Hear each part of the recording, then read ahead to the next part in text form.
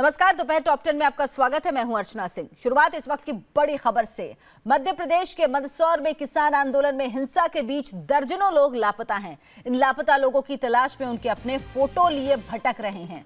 इन लोगों को आशंका है कि कहीं आंदोलन के नाम पर पुलिस एनकाउंटर न कर दे। दरअसल मंदसौर के दलौदा इलाके में 5 जून से 8 जून तक किसान आंदोलन चला था। इस दौरान तोड़फोड़, आगजनी, रेलवे पटरी को नुकसान पहुंचाया गया था। पुलिस ने कुछ लोगों की पहचान करके उन्हें अरेस्ट किया था, जिसमें घनश्याम धाकड़ भी था। बाद में पुलिस ने घनश्याम के घर वालों को बताया कि वो हॉस्पिटल में भर्ती है। घर वाले जब हॉस्पिटल पहुंचे तो देखा कि घनश्याम की मौत हो चुकी थी। घनश्याम के शरीर में चोट थी। इसी बात की आशंका इन परिवार वालों को भी है कि कहीं पुलिस उनके लोगों का एनकाउंटर न कर दे। लापता लोगों के परिजन दहशत में हैं। इस वक्त आप देख सकते हैं कि तमाम सारे वो परिजन जिनके लोग घनश्याम की तरह ही घर से लापता हैं, पिछले 5 तारीख से, 7 तारीख से, 8 तारीख से अपने अपने परिजन नहीं हैं। आप देखिए आप किस तरह से एक एक करके लोग आते जा रहे हैं। ये जो बालक है ये नाबालिग है और इनका भी कोई पता नहीं चल पा रहा है। ये सब अपने अपने परिजनों को ढूंढ रहे हैं। दरअसल जो किसान आंदोलन दलोदा में हुआ था उसके बाद पुलिस ने कई लोगों को उठा लिया है, कई लोगों को डिटेन किया है, लेकिन उनके बारे में घर के लोगों को कोई पता नहीं है। और यही अंदेशा है कि कहीं घनश्याम की तरह उनकी भी ऐसी हालत ना कर दे, इसलिए डरे हुए हैं। और काफ़ी उनके चेहरे पर आक्रोश है, गुस्सा है, क्योंकि ये लोग इनका कहना है कि किसान अपना चुपचाप आंदोलन कर रहे थे, शांतिपूर्ण तरीके से प्रदर्शन कर रहे थे। उसी दौरान पुलिस ने मन चाहे व्यक्ति को उठाया और उनकी बर्बरता से पिटाई की है। हम एक एक करके सभी लोगों से बात करेंगे। आखिर ये बताइए, सबसे पहले आप जिनकी तस्वीर लेकर खड़े हैं ये कौन है, कब से गायब है, क्या कहकर घर से निकले थे? सर ये मेरा लड़का है। ये धुंधलका में कथा बच रही थी, वहाँ देखने गया था। तो वहाँ पर उन्होंने पुलिस को देखने गया। 2 लड़के और साथ में थे, एक लड़का और साथ में था। दोनों नाबालिग है, 10वीं पढ़ता है दोनों।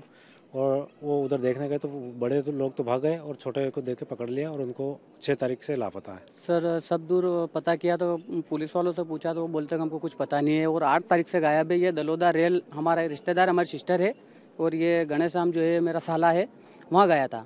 तो वहाँ से जैसे आ रहा था तो स्टेशन पे शायद पुलिस वालों ने पकड़ कर ने कहाँ ले गए, क्या क्या किया, कुछ अभी तक कुछ पता नहीं चल पा रहा। आप जिनकी तस्वीर लेके खड़े हैं ये कौन है और कब से गायब है? ये मेरा भाई है, सिनोन मालवी इसका नाम है, और 8 तारीख से गायब है। कैसे, क्या कह के गए थे घर से, कब बात हुई थी? और हनुमान जी के लिए निकल रहे थे, रास्ते में पुलिस वालों ने पकड़ लिया। कैसे पता चला कि पुलिस वालों ने पकड़ लिया आपको? तो रास्ते में जा रहे लोगों ने बताया, लोग भी 2 साथ में थे कि 10 दिन पहले शुरू हुआ किसानों का आंदोलन खत्म होने का नाम नहीं ले रहा। किसानों को मनाने के लिए मुख्यमंत्री शिवराज सिंह चौहान आज से बेमियादी उपवास पर हैं। एक तरफ मुख्यमंत्री शिवराज सिंह चौहान भोपाल में उपवास पर बैठे हैं तो दूसरी तरफ मंदसौर में किसानों का जेल भरो अभियान चल रहा है। हरदा में किसान चक्का जाम कर रहे हैं। 10 दिनों से जारी किसान आंदोलन मंदसौर में पुलिस कस्टडी में एक किसान की मौत के बाद और उग्र हो सकता था, लेकिन सरकार ने सूझबूझ दिखाते हुए पीड़ित परिवारों की सभी मांगी तुरंत मान ली। 1 करोड़ रुपए के अलावा पीड़ित परिवार के एक शख्स को सरकारी नौकरी दी जाएगी और दोषी अधिकारियों के खिलाफ कार्रवाई का भरोसा भी दिया गया है। शिवराज ने किसानों से आंदोलन वापस लेने की अपील की है और कहा कि सरकार किसानों से बातचीत करने को तैयार है। प्रदेश को आगे बढ़ाना है तो बिना किसान के आगे बढ़ नहीं सकता। खेती लाभ का धंधा बने, इसके प्रयास किए गए। भारतीय जनता पार्टी की मैं मुख्यमंत्री बना, 7.5 लाख हेक्टेयर जमीन में सिंचाई होती थी।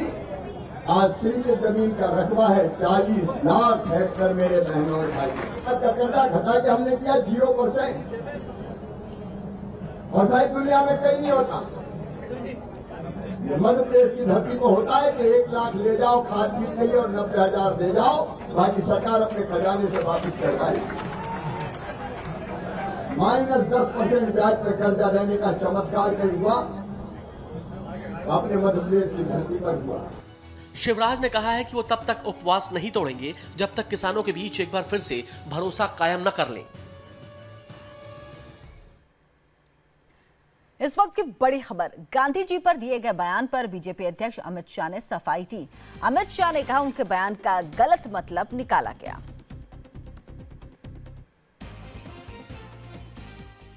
सर, रणदीप सुरजेवाला ने दिल्ली में कहा है कि अमित शाह को माफी मांगनी चाहिए। वो इसलिए क्योंकि अमित शाह बीजेपी के राष्ट्रीय अध्यक्ष हैं और उन्होंने कल रायपुर में गांधी जी को बनिया कहा है, तो ऐसा शब्द जो है नहीं बोलना चाहिए राष्ट्रीय अध्यक्ष को। चलिए भैया, मैंने जिस रेफरेंस में कहा है वो सब लोग थे, उन्होंने सुना है, और सुरजेवाला जी को गांधी जी के बहुत सारे सिद्धांतों का जवाब देना है।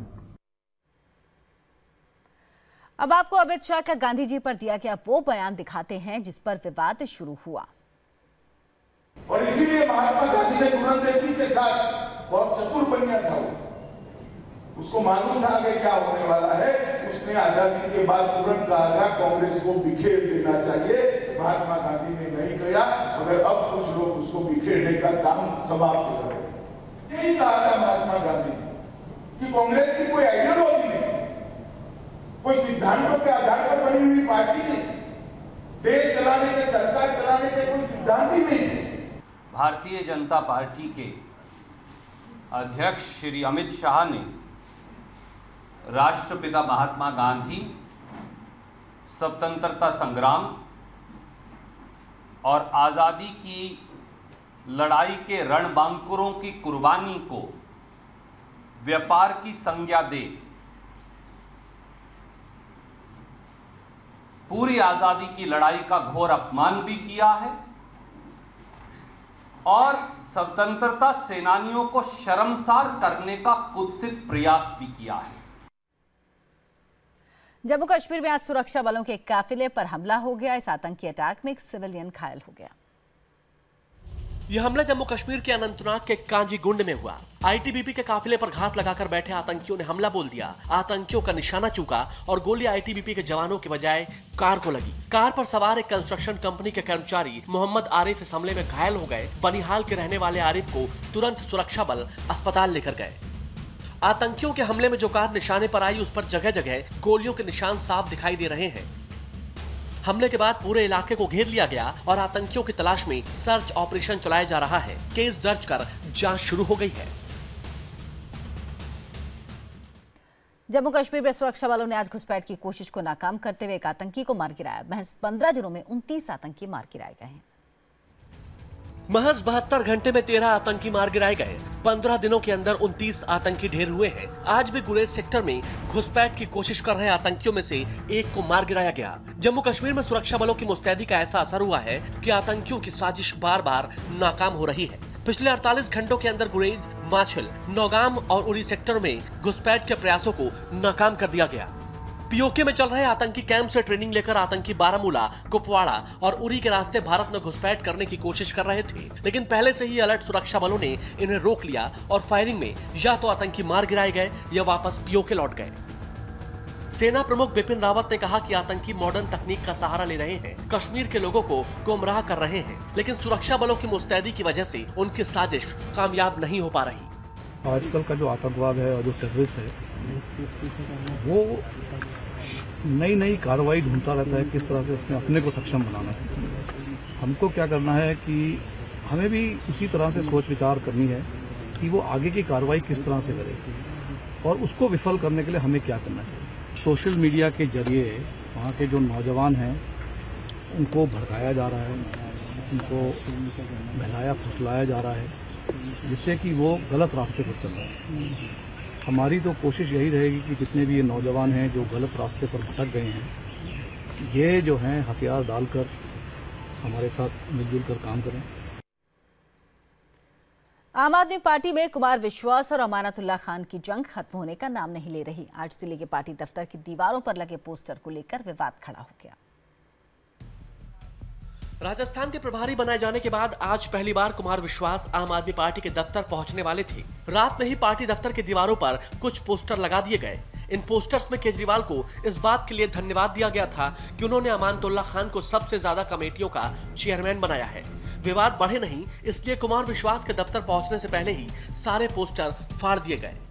कुमार विश्वास आम आदमी पार्टी दफ्तर में आज राजस्थान यूनिट की मीटिंग करने वाले हैं। उससे ठीक पहले अमानतुल्लाह खान के सपोर्टर्स पार्टी ऑफिस के चारों तरफ पोस्टर लगा दिया था कि हीरे की जो पहचान होती है वो जौहरी को होती है, और कहीं न कहीं धन्यवाद किया गया था अरविंद केजरीवाल को इस बात के लेके कि अमानतुल्लाह खान को तमाम कमेटियों का मेंबर बनाया गया। पार्टी दफ्तर की दीवारों से जब सारे पोस्टर फाड़ दिए गए, तब जाकर कुमार विश्वास दफ्तर पहुंचे और राजस्थान इकाई के नेताओं के साथ बैठक की।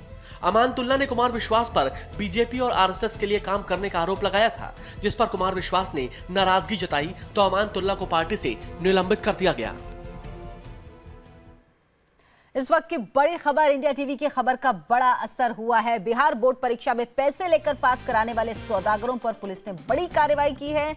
मैट्रिक और इंटर की परीक्षा में पास कराने के लिए पैसे मांगने के मामले में पुलिस ने गिरोह के सरगना चंदन कुमार सहित 3 लोगों को गिरफ्तार किया है। इनकी गिरफ्तारी शेखपुरा के रहिंचा गांव से हुई है। इनसे कई अहम दस्तावेज भी बरामद किए गए हैं। इंडिया टीवी की खबर का असर हुआ है। मैट्रिक और इंटर के परीक्षार्थियों को फ़ोन कर नंबर बढ़ाने की बात कहने वाले गिरोह को पकड़ा गया है। पटना पुलिस को कामयाबी मिली। हमारे साथ हैं पटना के एसएसपी मनु महाराज। एक बड़ा गिरोह था, बिहार के सभी ज़िलों में इस तरह के फ़ोन कॉल्स आ रहे थे। किस तरह से ये लोग पकड़े गए?